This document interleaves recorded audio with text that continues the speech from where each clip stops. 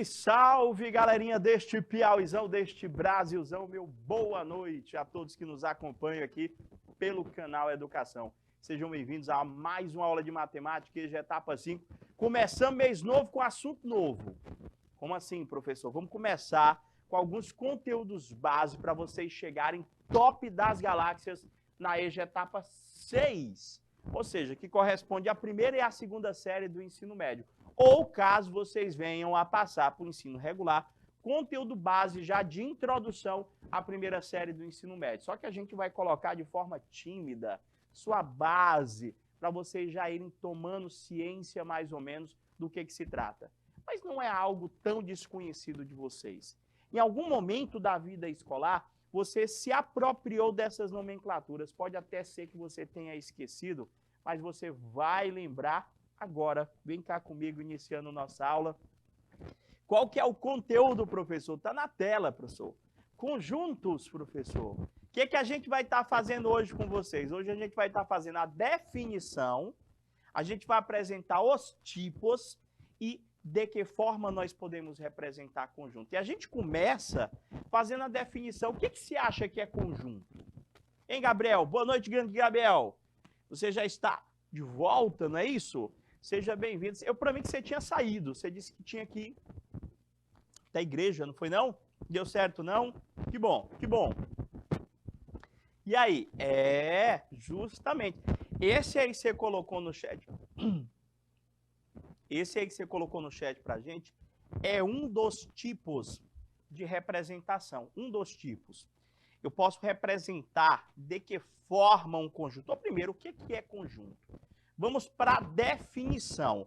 O objetivo da nossa aula de hoje... Ah, entendi. Mande essa chuva para cá, que aqui tá quente. Tô querendo é que comece a nossa chuva aqui, Gabriel. Mande para cá, para esfriar por aqui. O objetivo da nossa aula de hoje é a gente entender e reconhecer quais são as características de números e operações, apresentando para vocês algumas propriedades que são próprias dos conjuntos. Depois que a gente entender essa definição inicial, a gente vai passar a trabalhar com vocês cada um dos conjuntos numéricos de forma individualizada, apresentando quem são cada um desses conjuntos, as características particulares de cada um deles e o que tem que ser observado para a compreensão da matemática como um todo. Vamos lá então, professor, também vamos ver. Só que agora a gente vai começar com a definição. Quando a gente fala para vocês conjunto, o que é conjunto, professor? Como é que eu posso resumir de forma prática o que vem a ser conjunto? Professor, conjunto, na realidade, é um grupo. É um grupo onde dentro deste grupo, os elementos, quem fica dentro desse grupo, tem que ter características semelhantes. Tem que ter pelo menos características, uma característica em comum. Tipo, eu posso dizer que vocês que estão assistindo a nossa aula hoje fazem parte de um conjunto. Como assim, professor? Todos vocês, na grande maioria, são alunos da EJA etapa 5. E, professor? Então, nesse caso, a característica em comum é que todos nós somos alunos da EJA etapa 5. Então, vocês representam o que nós chamamos de elementos do meu conjunto.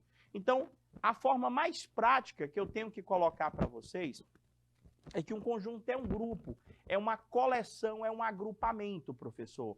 E às vezes a gente nem se dá conta, mas a gente está escrevendo, a gente está visualizando, a gente está vivenciando conjuntos.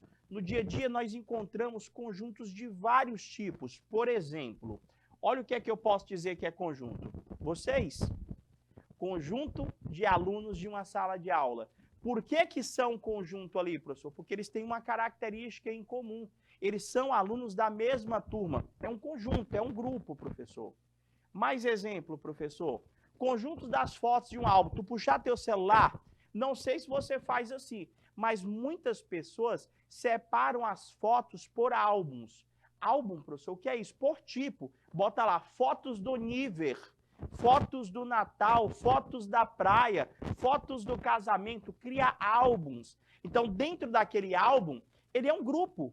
Ele é um conjunto. Por quê? Porque dentro daquele álbum só tem aquelas fotos específicas. Tu botou lá, fotos do nível de um aninho.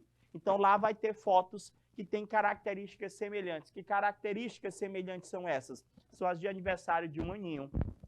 Prof, o que é que eu posso ter mais? Conjunto de atletas de uma equipe de futebol. Gente, eles formam um grupo. O nosso time, né, professor? É um grupo? É. Todos eles que estão lá pertencem ao mesmo time de futebol. Então a gente nem se dá conta. Eu tenho certeza que já falou, olha, tem aquele time de futebol. É um grupo, é um conjunto. Professor, eu estou fazendo aqui um álbum aqui de fotos, professor, ou estou fazendo uma playlist. Estou fazendo uma playlist, ó, só para me escutar aquelas músicas, ó, bem bacana, professor. Ali é um grupo também, é um conjunto? Conjunto das músicas que eu gosto. É um conjunto, professor. Então a gente pode resumir de forma prática que conjunto é como se fosse, professor, um grupo ou uma coleção de objetos, de coisas, onde os componentes, quem está dentro desse grupo, são chamados de elementos. Você entendeu as primeiras definições? O que é conjunto, professor? É um grupo. Como é que eu chamo as pessoas, as coisas, os objetos que estão dentro desse conjunto? Eu chamo de elemento. Hoje a gente só está na definição, a parte teórica mesmo do conteúdo, tá bom? Então, se você não estiver entendendo significados, nomenclaturas ou o que está sendo apresentado até então, você vai lá no chat e coloca, professor, não entendi isso. Ou você pode jogar um exemplo aí, professor, se eu considerar isso, posso considerar um conjunto e a gente vai conversando por aqui, tá bom? Prof, então, peraí. Como é que eu faço, professor, para representar conjuntos? Ou seja, tudo que tiver uma característica em comum é um conjunto? É. E o que a gente deve observar em um conjunto? Do que trata o conjunto e quem são e quantos são os elementos desse conjunto. Isso só no olho, não tem conta, gente. O bacana aqui é que essa introdução não tem conta. Conta mesmo, fazer conta não, gente. É observação. Então, eu posso ter um conjunto dos dias da semana? Posso, professor. Segunda, terça, quarta, quinta, sexta, sábado e domingo. Quem são os elementos desse conjunto? Professor, segunda, terça, quarta, quinta, sexta, sábado e domingo. Quantos elementos eu tenho neste conjunto? 7, professor. Os dias da semana, para esse conjunto, para esse exemplo, representam para mim os elementos desse conjunto. Professor, eu posso representar todos os números pares dentro de um conjunto? Pode. Quem seriam os elementos desse conjunto que está aí na telinha de vocês? Conjunto dos números pares. Conjunto dos números pares. Quem estaria dentro desse conjunto? Professor, 1, 2, 3, 4. Que números, professor? Prof, esse aqui é um conjunto específico. Esse aqui, ele disse que os números que estão nesse conjunto são pares. Então, só pode ser 0, 2, 4, 6, 8. Tem mais? Tem, professor. 10, 12, 14. Tem mais? E, professor, é o infinito, ó. São infinitos números pares. Mas, professor, como é que eu vou escrever esse conjunto se ele não tem fim? Aí você vai representar com aqueles 3 pontinhos lá, as reticências, para você entender, professor, que ele vai continuar de forma indefinida, professor. Não sei onde é que ele vai parar, professor. Então, nesses 2 exemplos aqui, que é o conjunto dos dias da semana e é o conjunto dos números pares, ambos têm características que são particulares só deles. Tipo, no conjunto dos dias da semana, eu posso dizer que esse conjunto ele é chamado de conjunto finito. Por quê? Porque ele tem começo e ele tem fim. Já o conjunto dos números pares, ele é um conjunto infinito, professor, porque ele tem começo, mas ele não tem fim. Então, o primeiro tipo de conjunto que a gente pode estar identificando é que, olhando para a quantidade de elementos, se tem começo e se tem fim, eu posso dizer que este conjunto dos dias da semana, ele é um conjunto finito, professor, porque ele tem fim. Já, professor, eu posso dizer que o meu conjunto, quando tem esses pontinhos reticências ao infinito e além, quando ele não tem fim, eu já posso dizer que esse conjunto é um conjunto infinito. Um exemplo é esse conjunto dos números pares que vocês estão visualizando aí. Tudo bem até aí? Então vamos lá. Feedback, resumo. O que é conjunto, professor? É um grupo. Quem fica dentro deste grupo, professor, eu chamo de elementos. Eu tenho duas classificações para um conjunto. Eu posso dizer que o meu conjunto pode ser finito, quando ele tem fim, ou infinito, quando ele não tem fim. Isso, Gabriel, esse que você colocou aí é um exemplo de conjunto infinito, Gabriel. Você está fazendo a representação desse conjunto por chaves. Então, a ideia de conjunto a gente já tem. A gente já sabe que pode ter fim e que não pode ter fim a quantidade de elementos, finito e infinito, respectivamente. Agora, como é que nós representamos um conjunto? Gente, um conjunto, ele pode ser representado de duas formas. Um conjunto, ou ele pode ser representado por chaves, ou um conjunto pode ser representado por diagramas. Ou você representa um conjunto por chaves, ou você representa um conjunto por diagramas. Professor, o que é chave, professor? Aquela das operações matemáticas. Tem gente que diz que não consegue desenhar isso aqui. Não sei, eu acho tão facinho de desenhar, fica torto. Lembra lá das chaves? Tinha parêntese, colchete, chave? Pronto. Então, eu posso representar um conjunto por chaves, onde quem vai ficar aqui dentro são os meus elementos. Então, vamos apresentar esse tipo de representação para vocês por chaves, para depois a gente falar um pouquinho dos diagramas. Então, uma das representações que eu tenho é que o meu conjunto pode ser representado por chaves, professor. Como é que vai se dar essa representação? A gente escreve essas duas chavezinhas e os elementos a gente coloca entre as duas. Deu para você entender? Agora, essa representação por chaves, ela pode acontecer de duas formas. Ela pode acontecer por uma propriedade ou de forma explícita. Como assim? Uma propriedade, gente, é uma informação, é uma proposição, é uma expressão, é uma propriedade, como o nome diz, que a partir da sua leitura e interpretação, nós conseguimos concluir quem são os seus elementos. Ou eu posso colocar já direto cada um dos elementos que tu consegue visualizar. Quando eu coloco cada um dos elementos, eu digo que a representação desse conjunto se deu de forma explícita, tá bom? Porque tu vai ver cada um dos elementos. Professor, me dá um exemplo agora. Se eu colocasse esse conjunto para você, ele está representado por chaves. Olha quem está dentro da chave. Você sabe me dizer quem são os elementos? Ou melhor, você está vendo quem são os elementos? Deixa eu ver lá. Lê comigo. O que é que está dentro dessas chaves? X barra X é um número par positivo menor ou igual a 10. Você está vendo quem são os elementos ou ele está te explicando quem são os elementos? Você está me explicando. Ele está me dizendo mais ou menos quem são os números que tem que ficar ali dentro, professor.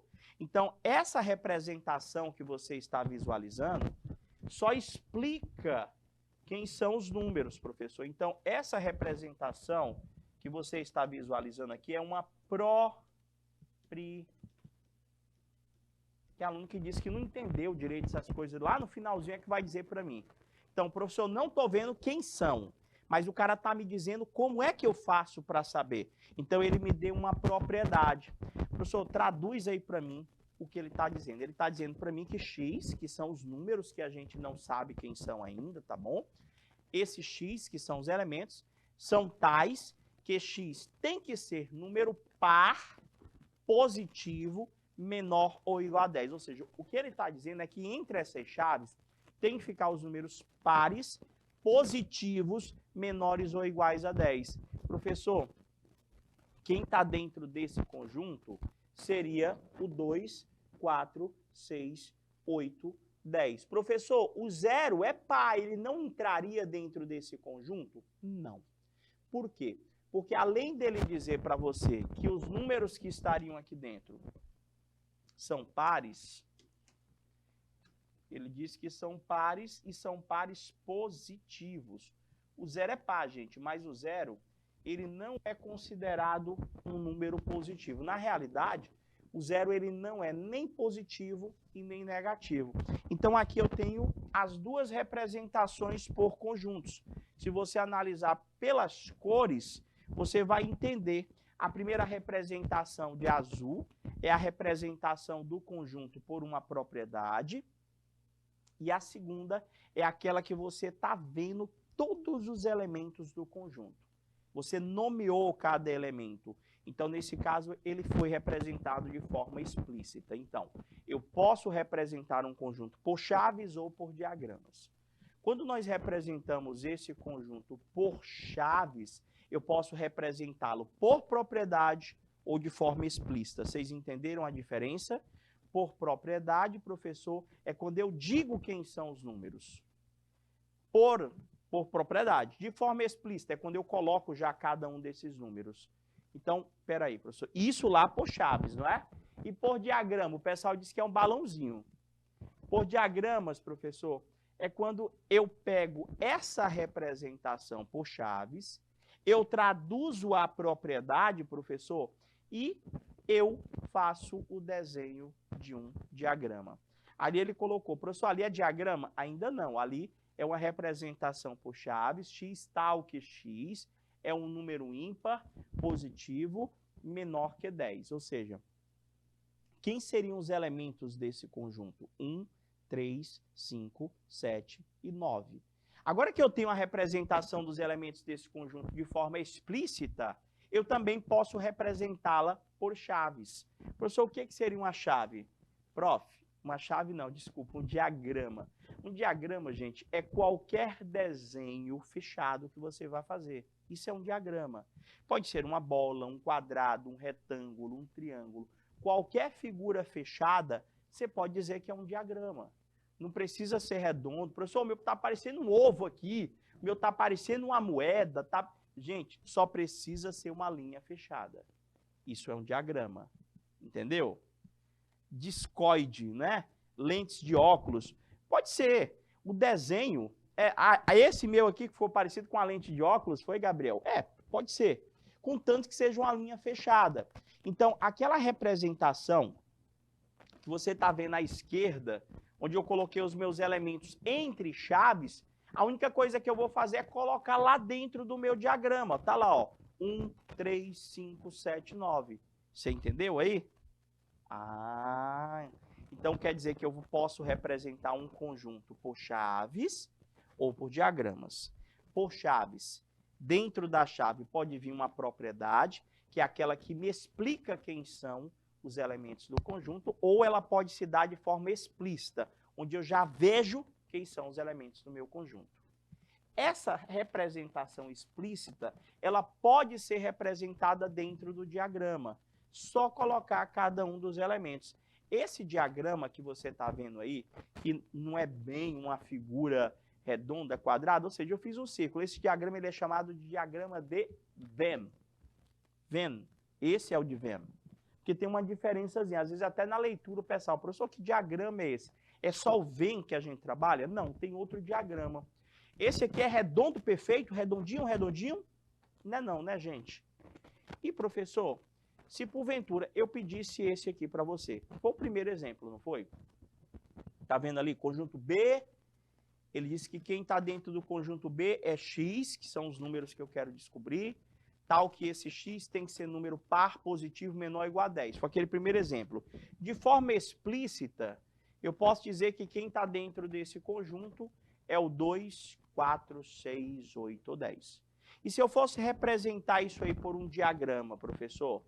Eu poderia fazer uma bolinha perfeita também, ó, um círculozinho, pegar uma moeda, pegar um compasso lá, faz com a moeda, com o compasso, esse aí deu perfeito. Isso aí é um diagrama? É um diagrama. É o diagrama de Venn? Não. Quando é um círculozinho perfeito, é diagrama, só que não é do Venn, é do Euler. E alguns acham que só tem o Euler, ou só o Venn. Faz o Venn, professor. Sabe por que o cara só usa mais o diagrama de Venn? Porque para tu fazer na mão um círculozinho desse perfeito, faz não. Se bem que eu vi na internet um meninozinho que faz assim, dava uma virada lá, não sei como é que ele faz aquilo. Eu acho que aquele menino, nem humano é aquele menino, acho que é alienígena aquele menino lá, te juro. Eu não sei como é que ele faz. Aí o cara pega o compasso, vai lá testar, pois não é que tá um círculo perfeito. É alienígena aquele menino, não é normal não. Não tem como, meu amigo. Ele pega o pincel assim, faz assim, ó, e faz o círculo perfeito. Tu acha mesmo? Tenta aí fazer o círculo perfeito. Meu sai igual um ovo. Então eu vou fazer pelo diagrama de Venn, entendeu? Mas só para diferenciar, os dois funcionam da mesma forma. Coloca os elementozinhos dentro lá, ó. Esse é o de Euler. Mas na hora de trabalhar, na hora de analisar, a mesma coisa os dois, Gabriel. A mesma coisa.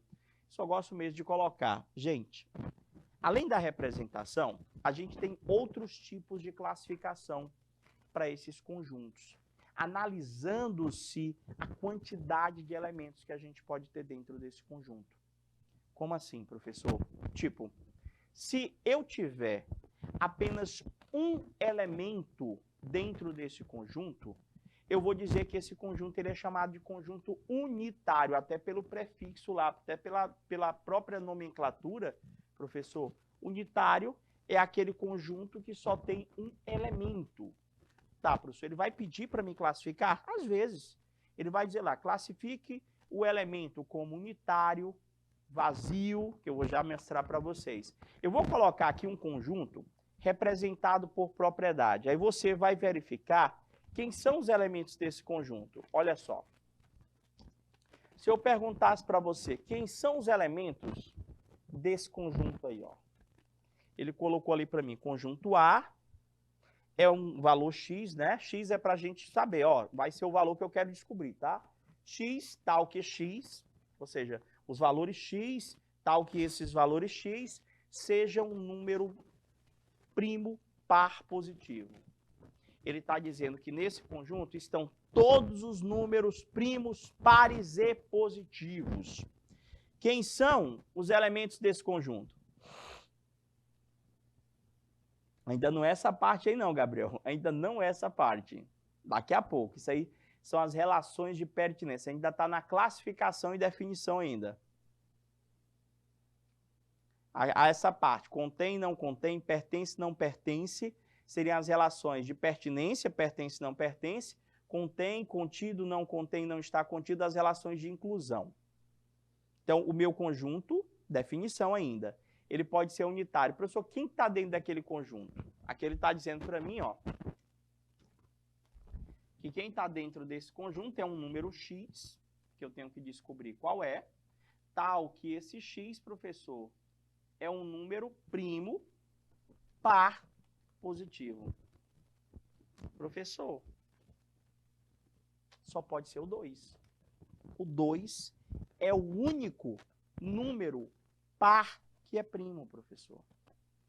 Então, quantos elementos, quantos numerozinhos tu está vendo entre as chaves? Só um, professor. Então, eu posso dizer que esse conjunto, ele é um conjunto unitário. Por quê? Porque ele só possui um único elemento. O meu conjunto, ele pode ser vazio. Quando é que um conjunto ele é vazio? Professor, vazio é quando o cara é vazio. É quando o cara não tem elementos dentro do seu conjunto. Não tem. Agora aqui causa uma certa confusão com relação à representação.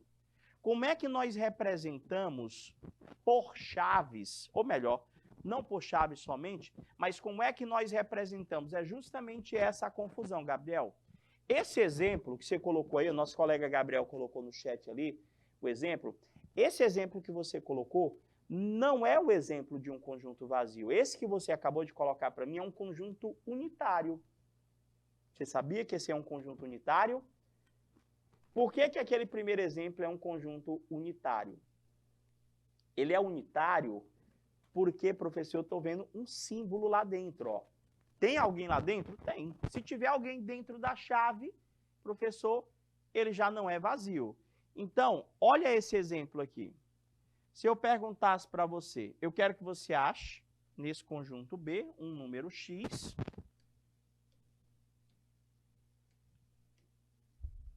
Um número x, tal que esse x seja um número primo maior que 5. Número primo maior que 5. Ah, número primo não é só número primo maior que 5, tem vários. Número primo par. Qual é o número primo par que é maior que 5? Tem.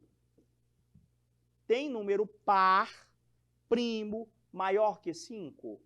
Não tem, professor. Até porque o único número par que é primo é o 2. Está ali em cima, professor. É o único que tem. Então, existe algum número par primo maior que 5? Não, professor. Primo e par, não. Não tem. Maior que 5, não tem, não. Então, esse conjunto não tem resultado? Não tem elementos? Não. Então, ele é um conjunto vazio. Eu posso representar o vazio só pelas chaves, sem nada dentro, ou apenas com a bolinha cortada, separado. Ou eu coloco só as chaves, ou eu deixo só isso, ou eu boto a bolinha, ou um ou outro. Os dois juntos, jamais. Ou um ou outro. Entendeu? A diferença, você escolhe. Professor, isso aqui não é vazio, não?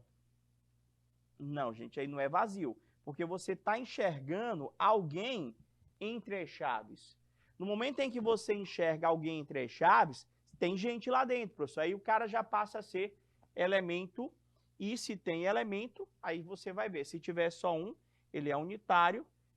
Se não tiver nenhum, aí é que ele passa a ser vazio. Cuidado, que é justamente isso que é para a gente não confundir, isso que eu acabei de anotar para vocês. O conjunto chave, bolinha cortada dentro, não representa um conjunto vazio, e sim um conjunto unitário. Por quê? Se eu estou enxergando elementos entre essas chaves, nesse caso, cara, tem gente lá, não tem não? Se tem gente, não é vazio, professor. Tem quantos? Tem quantos caras lá dentro? Tem um. Então, o cara aí passa a ser conjunto unitário, professor. Agora que você já entendeu as definições iniciais, agora que você já entendeu, até porque não perguntaram aí, então, é aquela história, quem cala consciente, você entendeu? Se não, vai perguntando antes de eu começar essa parte aqui. Todo conjunto é representado por chaves ou diagramas. Lembrou? Representado este por chaves, a sua representação pode ser dada por propriedade ou de forma explícita. Um conjunto, ele pode ser finito ou infinito. Ele pode ser unitário ou vazio, com cada uma as suas representações em particular. Agora, quando a gente fala de conjunto, esse conjunto, sempre que vem na cabeça da gente, sempre tem que ser de número. Sabe por quê? Porque na grande maioria das vezes, principalmente nas situações problemas, a representação que vai ser proposta para você vai ser de conjuntos numéricos. Nesse caso, seriam conjuntos onde eu tenha só números dentro. Agora, eu quero que você aprenda alguns conjuntos em particulares. Por quê? Vou precisar na primeira série, na segunda série, na terceira série, no vestibular. Eu preciso entender o que é um número natural. Ou melhor, eu preciso entender quem são os elementos que pertencem ao conjunto dos números naturais. Professor, então, quando o cara falar, eu quero o conjunto dos números naturais, eu vou apresentar aqui para você, você vai anotar, você vai aprender quem são os elementos, tá bom? Todos os conjuntos que eu vou colocar agora para você são conjuntos infinitos. De boa? Então, vai lá, professor. Eu tenho aqui o que nós chamamos de conjunto de números naturais. Esse conjunto ele é representado pela letrinha N maiúsculo, como vocês estão visualizando. E quem está dentro desse conjunto é o 0, 1, 2, 3, 4, 5, 6, 7, 8, ó, e continua até o infinito. Tudo bem? Então, peraí, professor. Estou olhando para esse conjunto. Esse conjunto é o conjunto dos números naturais. Tudo bem até aí?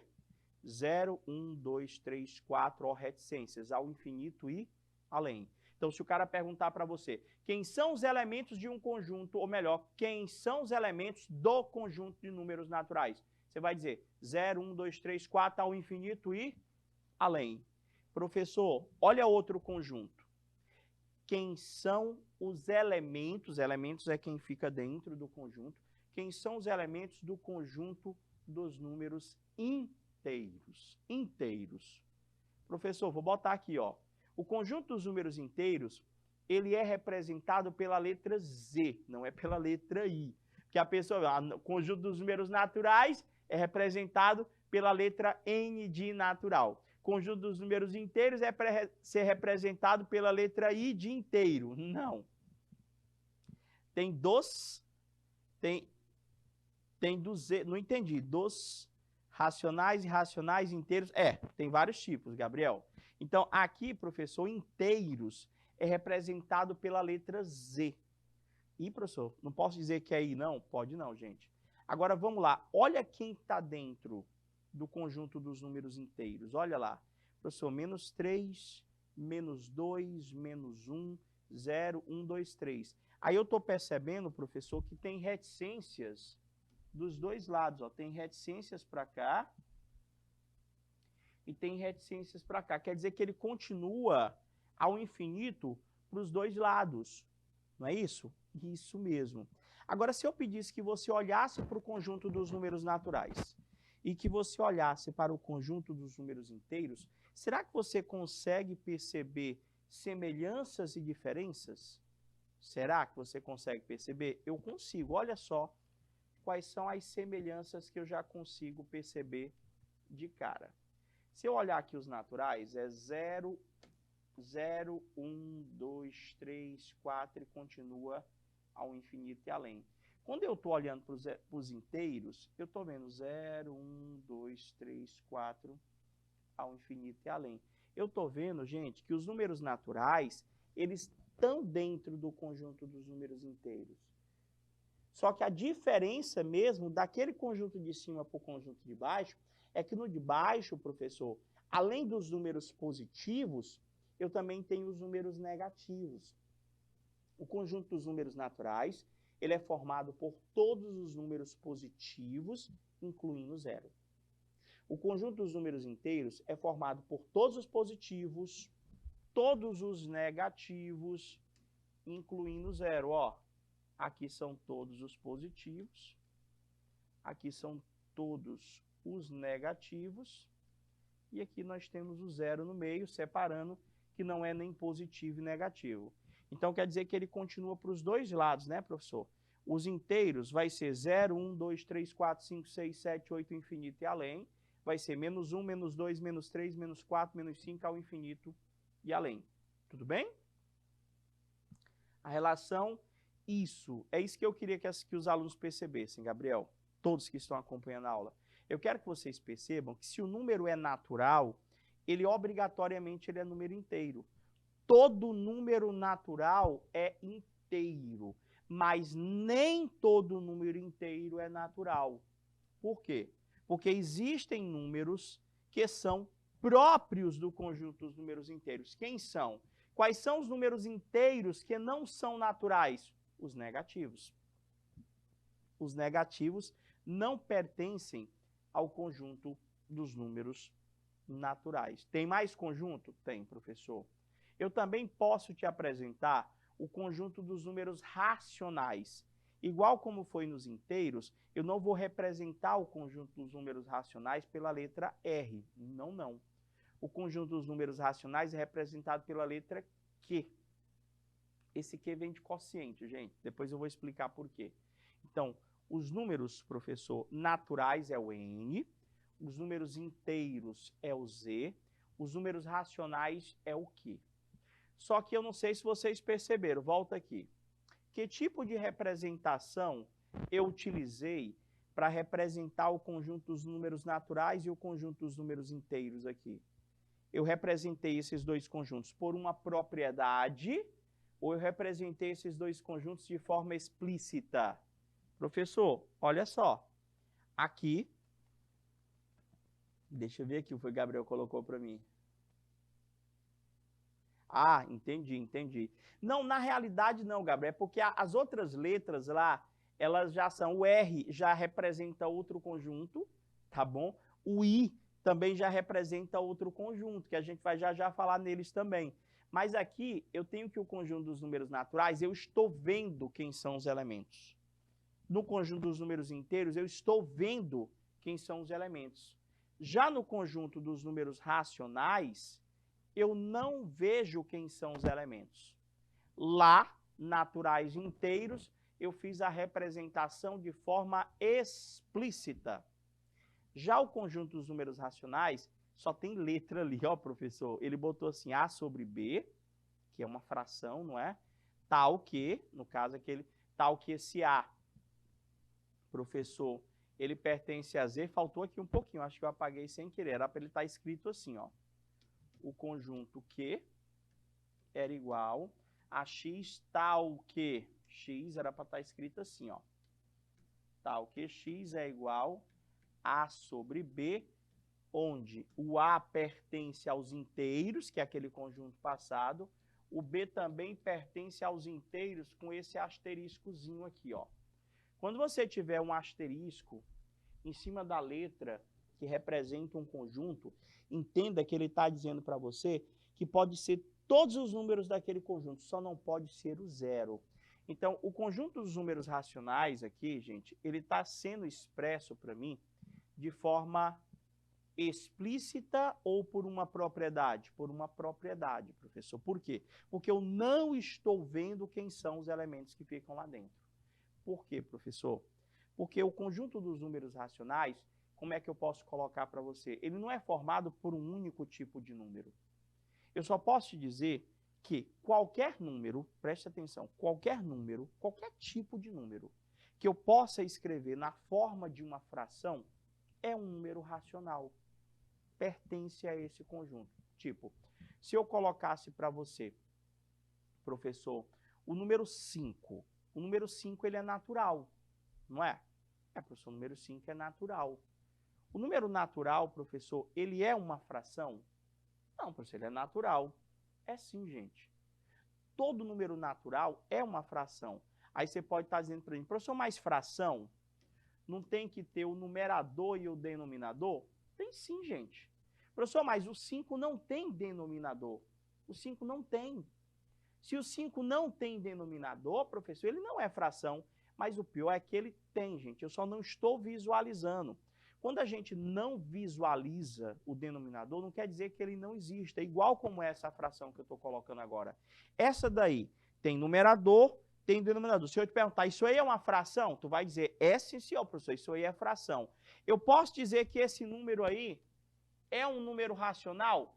Pode, professor. O senhor acabou de dizer que os números racionais são todos aqueles que eu possa escrever na forma de fração. Então, isso aí é um número racional? É. Esse número aqui, ele é racional? Aí você pode dizer, não, professor, ele é um número inteiro. Esse cara é um número inteiro, é negativo, professor. Mas é fração? É, gente, é fração sim. Quando eu não enxergo o denominador desse cara é 1. É como se fosse menos 2. Deixa eu ajeitar essa barrinha aqui. Menos 2 sobre 1. Quando eu não enxergo, não quer dizer que não exista. Entendeu? Menos 2 sobre 1, 5 sobre 1, que era o que eu estava comentando. Prof, quando o número é com vírgula, 0,5, é um número racional? É, gente. Por quê? Porque dá de eu escrever o cara na forma de fração. Todo número que eu consigo escrever na forma de fração é um número racional. Olha só quem que é racional também. Já viu esses números que têm as reticências? Isso. Ali é o número decimal exato. E eu também tenho as dízimas periódicas. Isso ali é uma dízima periódica, professor? Por que que eu sei que aquilo ali é uma dízima periódica? Porque após a vírgula, você está vendo que é sempre o mesmo número se repetindo.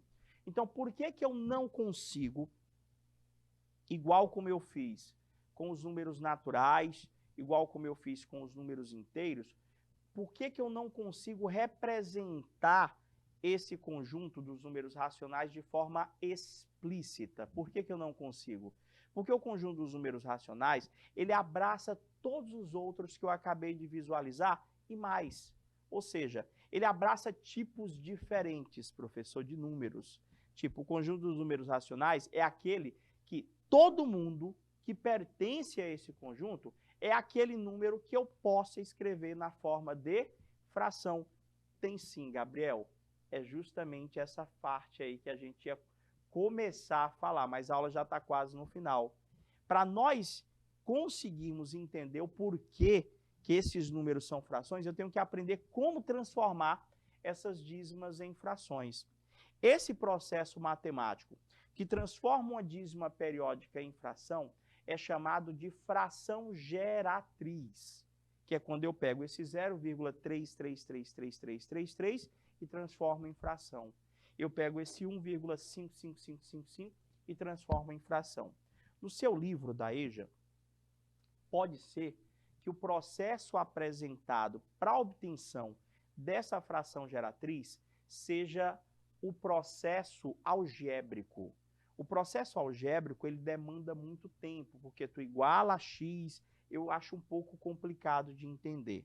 Já nós temos um processo, professor, prático, onde a gente analisa, basicamente, primeiro, se o número que está se repetindo tem uma casa decimal, tem duas, tem três, ou seja, tem quantos dígitos, ou melhor, vou me expressar mal, a gente analisa quantos dígitos tem a parte que se repete, só a parte que se repete. Tipo aquele 3 ali, quem está se repetindo lá? O 3. No outro, quem está se repetindo? O 5. Mas como eu falei, ficaram na curiosidade, não é? Quais foram os 3 conjuntos que a gente apresentou até agora? Natural, inteiro, racional. Próxima aula a gente vai conversar um pouquinho mais sobre fração geratriz. Meus amores, acabou o que era doce, não é? Foi rápido a aula, não é verdade? A gente vai ficando por aqui, fica tranquila, só estamos começando com o conteúdo, como eu falei, de forma tímida, já para deixar você, tá bom, com uma bagagem boa para quando começar aí já etapa 6. Meus queridos, minhas queridas, a gente deseja a todos aquele boa noite, fica com Deus, até a próxima aula. Tchau, tchau, galerinha!